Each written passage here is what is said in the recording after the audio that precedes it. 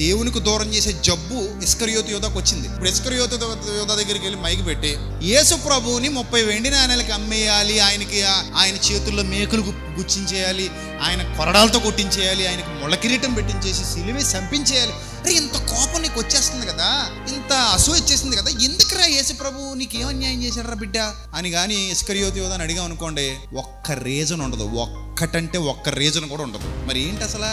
అసూయ అంతే, దురాశ, ధనాపేక్ష. అసూయ అదో రకమైన అసూయ, అదో రకమైన అగ్నిబాణం. ఆ అగ్నిబాణం మాయలో పడ్డాడు కనుక అప్పటి వరకు మంచిగా కనబడిన, ప్రారంభంలో మంచిగా కనబడిన యేసుక్రీస్తు ఇప్పుడు ఎలా కనబడుతున్నాడు? ఆ సాతానికి దుష్టుల్లాగా కనబడుతున్నాడు. అది తప్ప ఆయనలో లేదు, నీలో ఉంది. ఆయన ఎప్పట్లాగా అలాగే ఉన్నాడు, ఆయనలో ఏ మార్పు లేదు. యేసుప్రభు అప్పుడు ఎలా ఉన్నాడో ఇప్పుడు అలాగే ఉన్నాడు. అప్పుడు నీకు నచ్చిన యేసుప్రభు ఇప్పుడు నచ్చలేదంటే కారణం ఏంటి? లోపం ఎక్కడుంది? నీలో ఉంది.